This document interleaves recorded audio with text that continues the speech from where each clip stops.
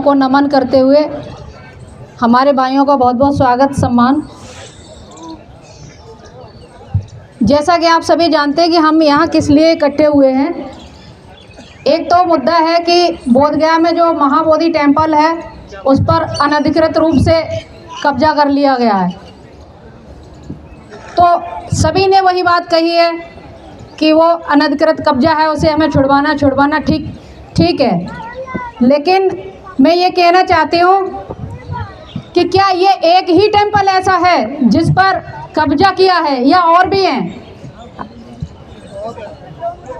हम जो बुद्धिस्ट लोग हैं, क्या हमारी भावनाएं आहत नहीं होती हैं? अगर मैं दूसरे संप्रदायों को देखती हूँ तो कोई जरा से एक स्टेटमेंट में कहने में भी उनकी भावनाएं इतनी आहत हो जाती हैं कि वो सड़कों पर लोटपोट हो जाते हैं, आग लगा लेते हैं, पानी में कूदने को तैयार हो जाते हैं। क्या हमारे घर में, हमारी ज़मीन पर कब्जा कर लिया हमारी भावनाएं आहत नहीं होती हैं? ये कौन सी सरकार है?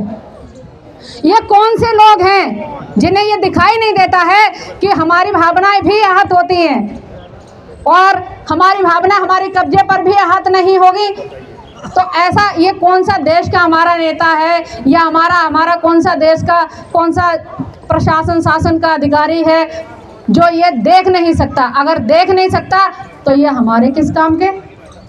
अगर हमारी परेशानी को ये महसूस नहीं कर सकते, हमारी परेशानी को ये परेशानी नहीं मान सकते, तो ये हमारे किस काम के? और ये बात हम मंच पर कह दें तो क्या होगा? कुछ नहीं होगा। ये बात हम बैलेट पेपर पे कहें, जब हमारे वोट पड़ते हैं तो उसका जो है असर होता है, तब हमारी बात जो कहनी जो चाहते हैं हम वो तभी मानी जाएगी जब हम वोट देंगे। किसको देंगे सोच समझ कर दीजिए, कोई बात नहीं। अब दूसरी बात, इस पीछे छपी बच्ची का चेहरा देखिए आप, इतना मासूम चेहरा है। 5 फुट 5 इंच की ये लड़की है। जिस खिड़की पर इसे लटकाया गया, मैं चैलेंज करती हूँ शासन से लेकर प्रशासन तक, कोई भी उस माई का लाल उस खिड़की पर लटक के मर के दिखाए। उस खिड़की पर लटकने से किसी को फांसी हो जाती है, मतलब उसने फांसी लगा ली। कोई भी इतना कहता है कि मैं कानून का रखवाला हूँ और मुझे सारे नियम कायदे आते हैं, एक बार फांसी पर उस पर लटक के दिखाई, मरता है कि नहीं मरता है? उस बच्ची का पैर जमीन पर छू रहा है, क्या जमीन पर पैर छू रहा है और उसको फांसी लग गई? कितना ज़्यादा अंधाधुंधी है ये, कितना ज़्यादा अंधाधुंधी है। तो आप ये सोचिए कि जब इतना अंधाधुंधी मची है तो हमारी बेटियां कैसे सुरक्षित होंगी? मेरा एक संदेश है यहाँ पर उपस्थित सभी के लिए कि बेटियों को बहुत ही सशक्त बनाइए, स्ट्रांग बनाइए। अगर मैं ये नहीं कहती कि हम ऐसे प्रदर्शन करेंगे तो ये सारे काम बंद हो जाएंगे, कभी भी बंद नहीं हो रहे ये ऐसे काम, क्योंकि ऐसे काम बंद करना सरकार का काम है, कानून का काम है। और कानून इतना लचीला है कि वो हमारे लिए ऐसे काम करने वालों के लिए कोई कानून नहीं बनाता, उन्हें कोई सज़ा नहीं देता, तो कहाँ से ये काम बंद हो जाएंगे? तो मेरा कहना ये है कि अपनी जो बच्चियां हैं उनको इतना सशक्त मजबूत बनाइए, इतना कि जब ऐसी कोई सिचुएशन आए, उसे पता है मरना तो है, ये कमीने कुत्ते इनसे भीख मांगोगे छोड़ेंगे नहीं, तो जब मरना ही है तो साले एक आध को मार के मरे, क्योंकि अपनी जान तो देनी है, तो एक आध की जान ले जरूर ले। और इतनी ताकत तो होनी ही चाहिए हमारी बच्चियों में कि एक आध को तो मार ही गिरा ले, क्योंकि अब अपने लिए अब न्याय की मांग करने के लिए स्नेहा आएगी नहीं आएगी, उसके माता पिता सारे जीवन बिलकेंगे। आप सोचिए, बच्चा ऐसे नहीं पलता है, सालों साल माँ गीले में सोती है बच्चा पालने के लिए।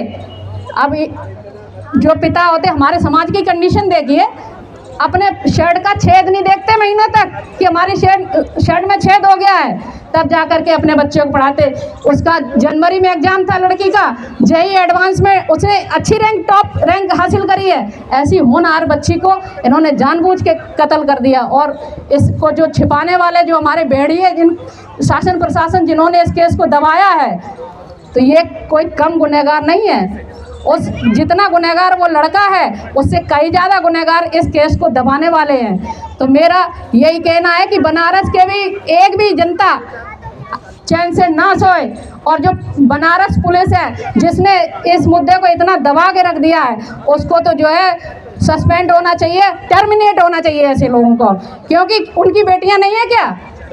उन्हें अपनी मतलब उन्होंने ये दर्द महसूस नहीं किया कि मेरी बेटी का, अरे अब नहीं कहना चाहिए मुझे, लेकिन मैं ये कहती हूँ कि उन पुरुषों का बलात्कार जरूर होना चाहिए जिन्होंने मेरी इस स्नेहा बच्ची को और इसके जैसी और बच्चियों को बिल्कुल बलात्कार करवा के मरवा दिया है। क्योंकि मरवाया किसने है?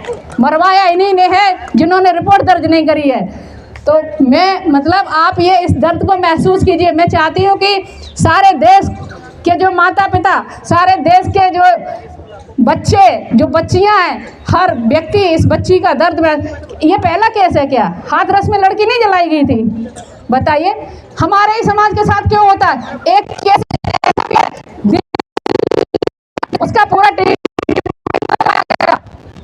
उसको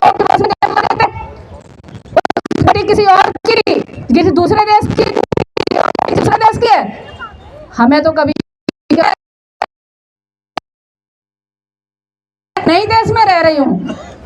साथियों, आपको लगता है कि जिसके साथ इतना अत्याचार है वो अपने देश में थी, अपने घर में थी? अपने देश में तो नहीं होता ऐसा। तो मेरा यही कहना है कि इस जो आपने मुद्दा उठाया है, जो मुहिम छेड़ी है, इसको बिल्कुल बंद मत होने दीजिए। जो हमारे भाई बहन अपने घर पे जो नहीं आए हैं, अगर हम एक दूसरे को ये संदेश दे सकें कि थोड़ा सा तुम भी जागरूकता का परिचय दो, क्योंकि बेटियां तुम्हारे भी घर में हैं। इन्हीं शब्दों के साथ दानिल जी का जो इतना जो इन्होंने मेहनत किया, इनको बहुत बहुत धन्यवाद।